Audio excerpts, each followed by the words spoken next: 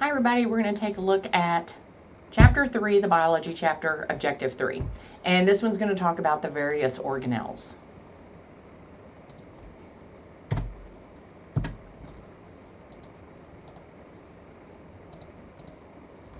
Okay, so these are the organelles that we're going to take a look at. Cytosol and the cytoplasm, we're going to take a look at the differences between the two. Nucleus, ribosome, Golgi apparatus, lysosome, mitochondria, both smooth and rough, endoplasmic reticulum.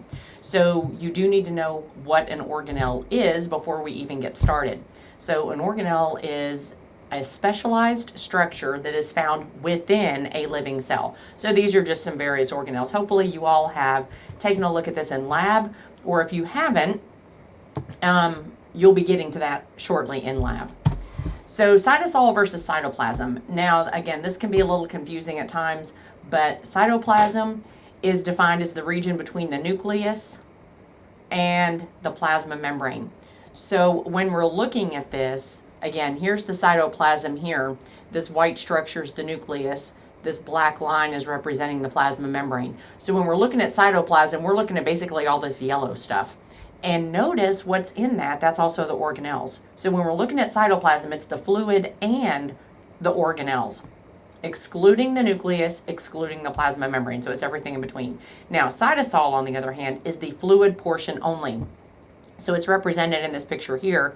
Notice it's yellow. What is not included are the organelles. They're represented in white. So that's not actually part of cytosol. So a lot of times these terms are used interchangeably, but for the purpose of the test, you do need to know the difference between the two.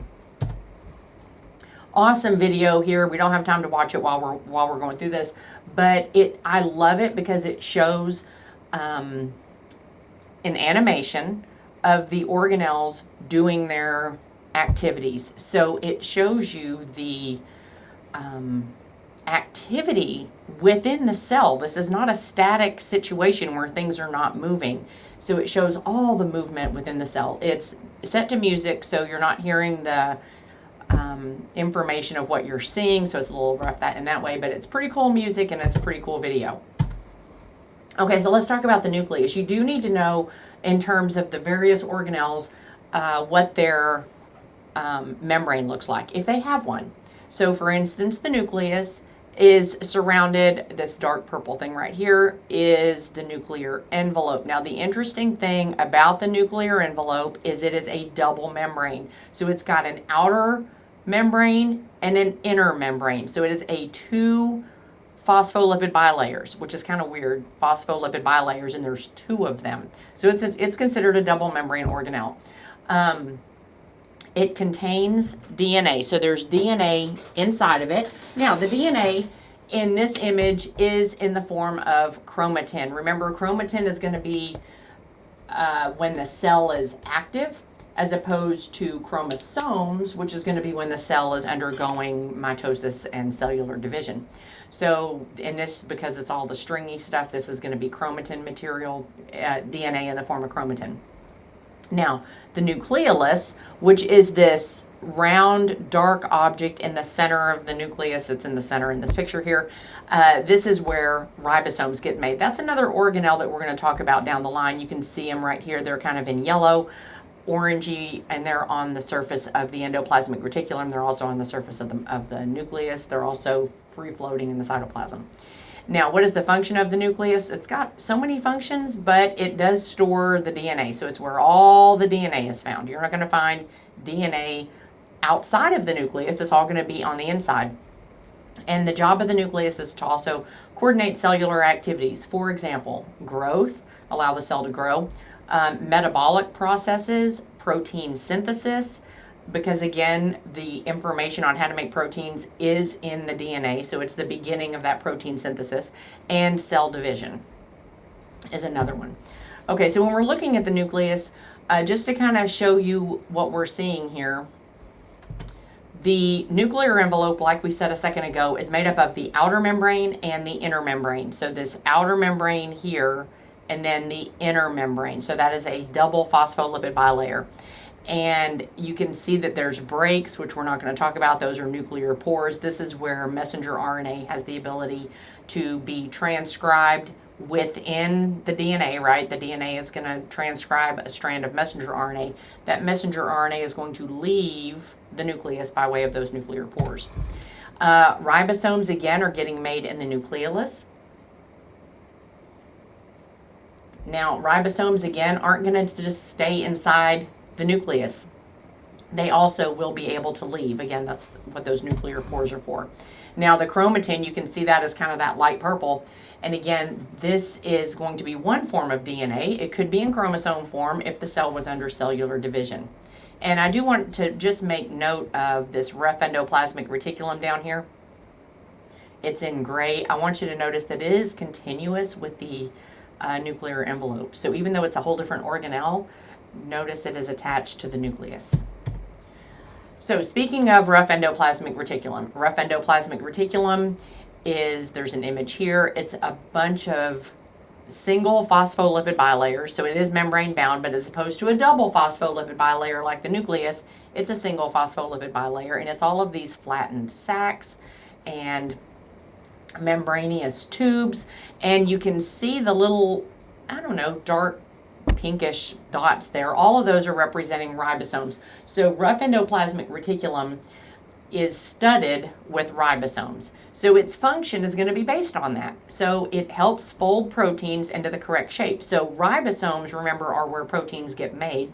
Those proteins are going to get dumped to the inside matrix of the endoplasmic reticulum, and then those proteins are going to become packaged and modified within the endoplasmic reticulum.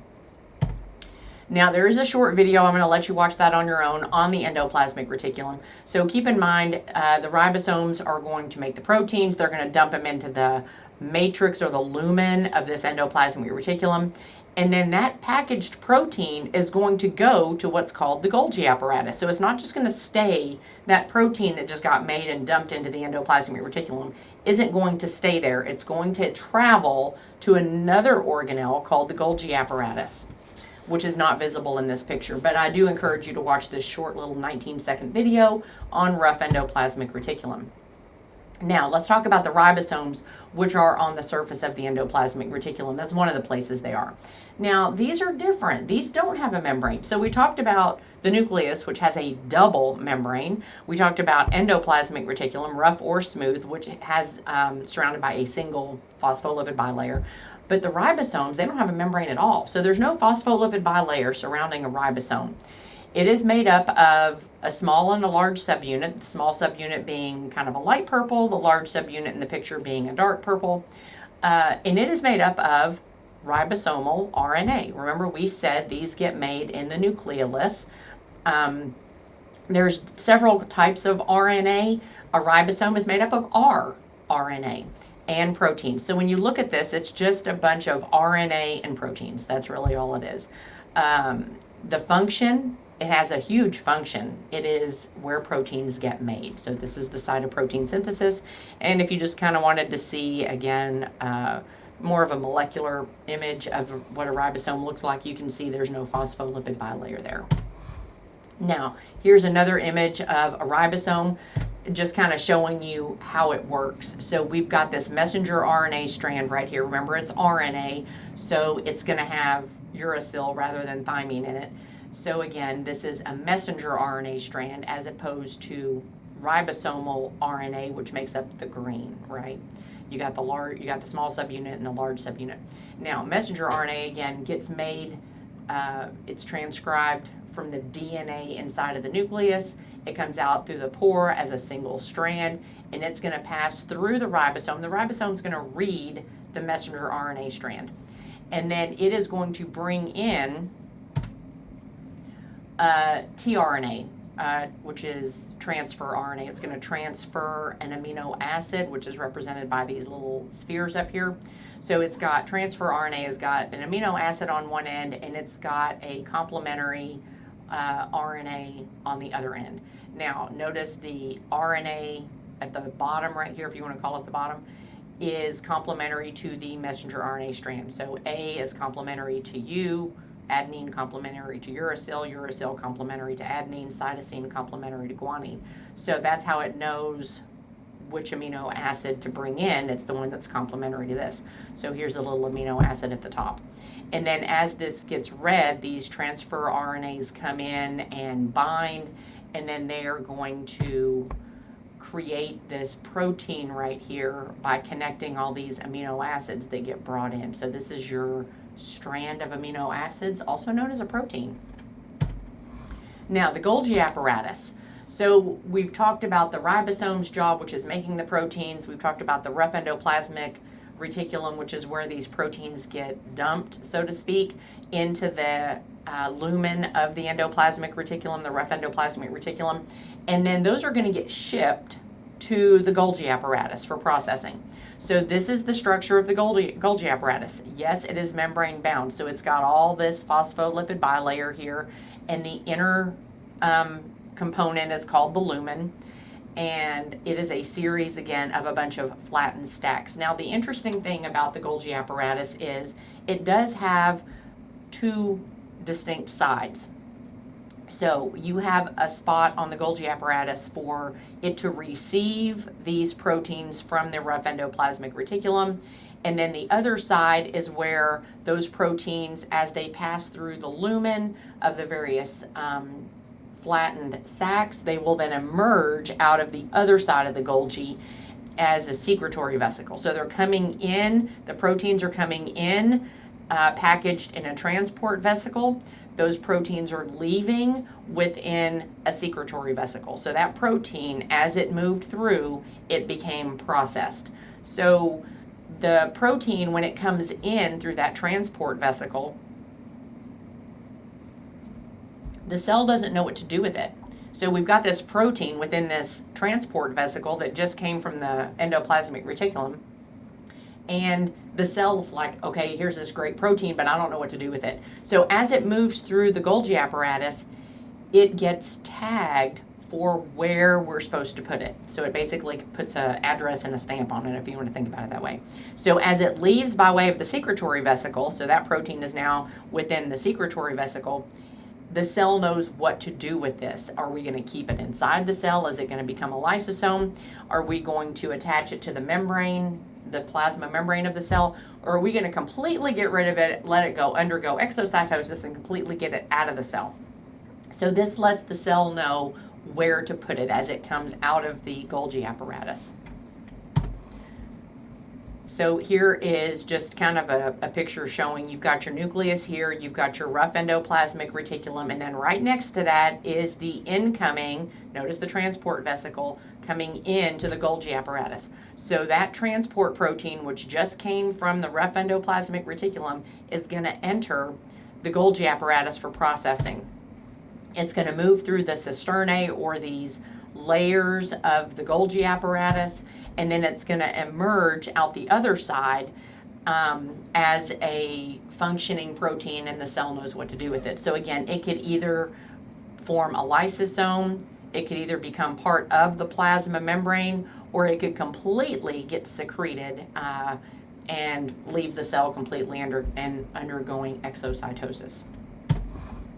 Now, what is a lysosome? So we mentioned that one of the fates, so to speak, of that protein as it leaves the Golgi apparatus, it could become a lysosome. So a lysosome is a spherical organelle. It is membrane bound, so it does have a phospholipid bilayer. It will leave the Golgi apparatus and stay as an organelle within the cell, and its function is to break down old organelles as well as structures that come into the cell. It can break those down as well. It contains digestive enzymes, so that's one of the fates, so to speak, that can happen to those proteins that leave the Golgi apparatus, is it could become a lysosome. So I wanted to kind of show you a little bit more about the lysosome. It is membrane bound, so it is surrounded by a phospholipid bilayer, just a single phospholipid bilayer, and it contains within it various proteins, also known as enzymes. Remember, enzymes are specialized proteins. So these proteins, also known as enzymes, they came from the Golgi apparatus. They're going to break down material that's taken into the cell. and digest it into its obsolete component. So it makes it, pathogens, things like that, makes it to where it's no longer pathogenic. And it also breaks down, like we said, old organelles within the cell. So the mitochondria, for example, if it's not working like it should, it will break it down into its component parts and then reuse those. So a really nice animation here, an explanation of the endoplasmic reticulum, the Golgi apparatus, and the lysosome, and how they just kind of work together. Just a summary over the whole thing, about a minute. So I'll let y'all watch that on your own. Let's talk about the mitochondria now. This is a little bit longer. Mitochondria is a pretty big deal.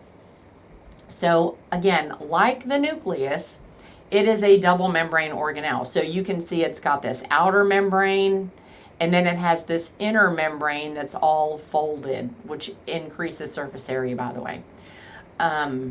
It contains DNA and ribosomes. So your mitochondria contains DNA, which is this purple yarny looking like thing, and you've got the little dots in here, which are ribosomes. So a lot like the nucleus, right? The nucleus has got DNA and ribosomes, and it's surrounded by a double phospholipid bilayer. Mitochondria is the same way. It's also got its own DNA, so it does not take direction from the nucleus because it has its own instructions within it. Now the function, the overall job of the mitochondria is to convert sugar energy, which is food that you eat in the form of sugar, and with oxygen, it's going to combine those two. Those are reactants, and it's going to make some carbon dioxide, which is a waste product, some water, which is where some of the water in your body comes from, and this right here, this ATP, this usable energy. And it's going to make, through the process of mitochondria, aerobic respiration, it's going to make about 34 to 38 ATP molecules. So one sugar molecule can make about 34 to 38 ATP molecules. So you're going to get a lot of energy that's usable by the entire cell from this mitochondria, and this is known as cellular respiration. Now I want you to notice something too. You have your outer membrane here, double phospholipid bilayer. You have your lighter yellow inner membrane, double phospholipid bilayer. But in this one, there's actually a pretty substantial space between the outer membrane and the inner membrane, known as the inner membrane space. Okay, just making sure y'all are aware there is a space there. Okay, just showing you another picture here where you can see the matrix or the lumen. The matrix is this dark green, and this is where your DNA is going to be found. You got ribosomes in there. Now the cristae, that's just a fancy word. Those are the infoldings of this inner membrane here. So this inner membrane, it's kind of the same color as the outer membrane, but all those inner foldings right there are cristae, and that's what they're called, and they're just going to increase surface area. Now I want you to take a look. Remember, we said that the purpose of the mitochondria overall job is to make ATP. Well, you have a molecule, a protein in there that makes the ATP. And the name of that is called the ATP synthase. Remember, anything that ends in ASE is an enzyme. So these are, notice, they are kind of within the matrix. So this is where ATP gets made, is in the matrix part of the mitochondria by a molecule known as ATP synthase. So again, the outer membrane is selectively permeable. This outer membrane is selective. It's again phospholipid bilayer. The inner membrane space. Now, when we take a look at the ATP synthase molecule, it's made up of two pieces, an FO motor and an F1 motor. So we're going to look at these two different motors of the ATP synthase. And you need to know that the FO motor, which is in this light blue area right here, that portion of the ATP synthase molecule is in the inner membrane space. The F1 part of the motor, which is kind of what's visible in the picture here, is located within the matrix. So the ATP synthase actually spans, part of it is in the inner membrane space, that light blue area, and then part of it is in the matrix. So it's in two different places, and it crosses the inner membrane. So again, part of it is hanging into the light blue inner membrane space, and part of it is in the dark blue inside the matrix. So looking at this a little bit more in depth here. You can see the F1 motor right here, which is located in the mitochondrial matrix. You can see the FO part of the motor right up here, which is accessible to the intermembrane space. And this right here is that intermembrane. You can see the double phospholipid bilayer there. So again, the ATP synthase molecule, the protein, is in the intermembrane structure, where some of it is in the intermembrane space, and then the part that actually is making the ATP, that part of the motor, is in the mitochondrial matrix. Now, the FO part of the motor, what it does is it is powered, this is a motor, it's a generator. So it is powered by the difference of hydrogen ions on one side versus the other side. So it's using simple diffusion, okay? So we've got a high concentration of hydrogen ions in the intermembrane space, a low concentration in the matrix. So what happens is simple diffusion, hydrogen is going to go through the motor from high concentration to low concentration, and in doing so, it's going to turn, see this little purple arrow right here, it's going to turn that FO motor.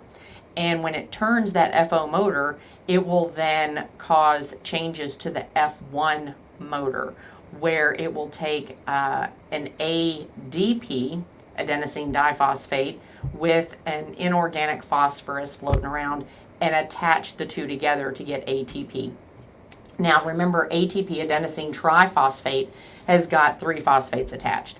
ADP, diphosphate, only has 2.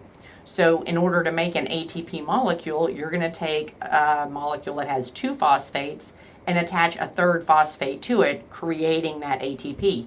This is going to require energy. So the energy is going to be the difference in concentration of hydrogen ions on one side versus the other side. And the passing of those hydrogen ions from high to low concentration is what's going to turn the F1 motor to attach the particles together, the ADP and the phosphate, to get that ATP molecule. Now, I do want to make a note here that a hydrogen ion is also known as a proton. It's the same thing. It's the exact same thing. When you look at a hydrogen ion, so if you look at a hydrogen has got 1 proton and 1 electron. When you look at hydrogen, just the atom, okay?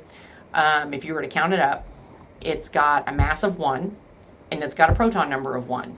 Well, if it's got 1 proton and it's got a mass of 1, that means the only thing it has is a proton. It has no neutrons. Never has. So it's no neutrons, but it also has 1 electron, right? Because your positively charged protons as an atom must equal your negatively charged electrons. So it's got 1 proton, 1 electron, no neutrons.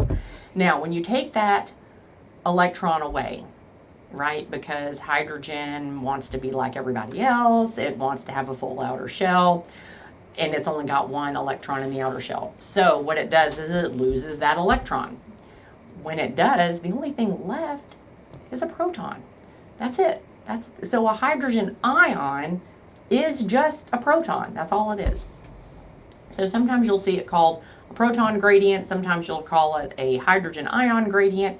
It basically means you got a lot of hydrogens or protons on one side and not very many on the other, which allows diffusion to occur. Again, either a hydrogen ion gradient or a proton gradient, identically the same thing. So we have here, again, like I said, it's kind of called a generator here. Now this is flipped, okay? So if we flip back to the previous picture, you can see the mitochondrial matrix is down at the bottom of the page, the F1 motor. But if we're looking at this, it's flipped. See, the mitochondrial matrix is up at the top of the page where the F1 motor is, phospholipid bilayer here, and this is the intermembrane space where the FO motor has access to those hydrogen ions. So it just kind of got flipped. Sorry, it's upside down. But it does assemble ATP from ADP and inorganic phosphate. Inorganic phosphate just means you didn't get it from some outside source. You didn't get it from food you ate or anything like that. So it was within, it's just phosphate floating around inside the body. From the breakdown of ATP is where it came from. But anyway, so the FO motor down here is located in the intermembrane space, and it's powered by hydrogen ions, also known as protons. You can see those hydrogen ions or protons coming in. And then the F1 motor is located within the mitochondrial matrix. And again, it is assembling the ATP molecule from an adenosine diphosphate and adding another phosphate to it, making it that triphosphate molecule. Now, I did want to show you kind of a diagram showing you what's going on chemically. So you have your adenosine diphosphate right here. You can see your two phosphates are represented by the circle, so this is ADP. Now, if you add a phosphate, that ATP synthase is going to do that. It's going to add that phosphate. We're going to end up with ATP. Notice the 3 phosphates. So this is the final molecule of the ATP synthase structure, so it's going to attach that extra phosphate. This right here, again, ADP plus that inorganic phosphate makes ATP. This occurs with the help of the enzyme ATP synthase, and I just gave you the definitions. ADP is adenosine diphosphate, PI is an inorganic phosphorus, and then ATP, your final product, is adenosine triphosphate because it's got 3 phosphoruses attached. I put start here because, again, sometimes when you look at these diagrams, you're like, you want to kind of start at the top. Just wanted to make sure we all started in the same place and we could read the picture. There is a graded assignment over ATP synthase, so I will let you take a look at that. It's about 4 minutes long, and as you move through the video, it's going to ask you some questions, and you can do this as many times as you want, but it will only take the most recent grade. So once you get the grade you want, stop. Don't keep watching it. Now, this one within the PowerPoint, you can watch it as many times as you want. It doesn't have the questions or anything like that. It's just a clean video. But on the Moodle page, it's a video with the questions embedded. Now, endoplasmic reticulum smooth. We talked about endoplasmic reticulum rough. Let's talk about endoplasmic reticulum smooth. Notice you've got your nucleus right here. You've got your double phospholipid bilayer, that nuclear envelope, and it is continuous with the rough endoplasmic reticulum. You can see all the little dots. Now, just on the other side of that, you've got your smooth endoplasmic reticulum. So again, it is similar to rough endoplasmic reticulum. It's membrane bound. It's a series of membranous sacs, but it's missing ribosomes. See, that's why it's smooth. There's no ribosomes on there. So because there's no ribosomes, it's got a whole different function. The one with the ribosomes has got protein involved, that kind of stuff. But the job of the smooth endoplasmic reticulum is to break down toxic substances. So you're going to see a lot of smooth endoplasmic reticulum in like your liver, so to speak. And it helps move lipids within the cell, and that would be things like cholesterol and things like that. So it helps move those around. So there's a short little video, 2-minute video on the function of smooth endoplasmic reticulum, just to give you a visual on how this works. Thanks for stopping. And I'll let you do that on your own. This right here is just an overall summary slide. I wouldn't call this the just study this only and then you're ready for the test. No. This is just kind of a summary, just kind of puts it all on one page there. But it definitely, you do need more information than this to be able to be successful on Objective 3 of the test. And then we're going to end there, and you're welcome to take a look at Objective 4 in the next video.